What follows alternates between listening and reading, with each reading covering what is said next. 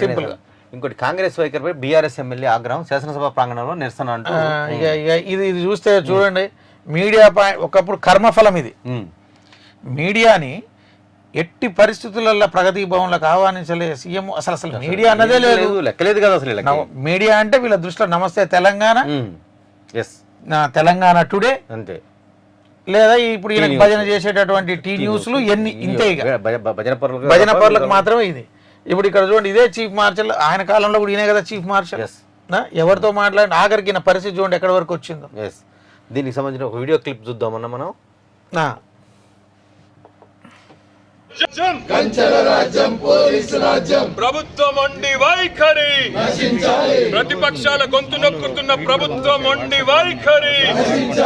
ఇదేమి రాజ్యం, ఇదేమి రాజ్యం, పోలీసు రాజ్యం, కంచెల రాజ్యం.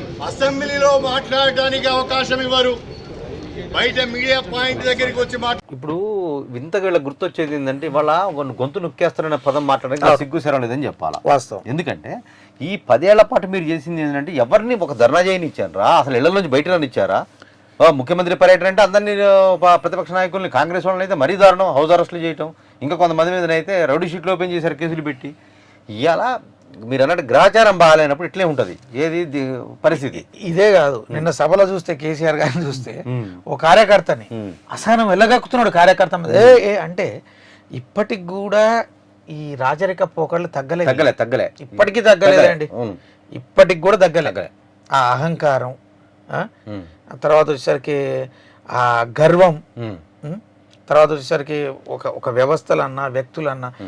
నిన్న ఒక ఎమ్మెల్యే చెప్పిండు, వేముల వీరేశం చెప్పిండు అసెంబ్లీలో, మనిషిని మనిషిగా చూడలేని మీ దగ్గర నుంచి ఆదరణ ఉన్న కాంగ్రెస్ దగ్గరకు వచ్చిన నేను, నన్ను గెలుకొద్దు, నువ్వు గెలికించుకోవద్దని నిండు శాసనసభ ఓపెన్ అండి. అది దానికి ఎక్కడ మనిషిగా చూడలే. నిన్న నీ కేసీఆర్ అదే ఉంది విషయం చెప్పారు, శాసనసభకు రారాదు అసలు. వాళ్ళు మొత్తం శాసనసభకు రమ్మన్నారు, నిన్ను మేడిగడ్డకి ఇన్వైట్ చేసారు, అంతా ఇన్వైట్ చేసినారు కదా, చెప్పొచ్చు కదా. ఇది ప్రజల డబ్బు, 1,00,000 కోట్లు ప్రజల డబ్బు, సొంత డబ్బు కాదు కదా. 3 పిల్లర్లు గుంగితే ఏమైంది? 3 పిల్లర్లు అంటే అసలు ఏమనుకుంటున్నావు? 1,00,000 కోట్ల డబ్బులు అంటే ఏమనుకుంటున్నావు? నీ ఇంట్లో ఉన్నటువంటి ప్రతి ఒక్కరి పరిస్థితి 2009లో ఏందనేది తెలుసు.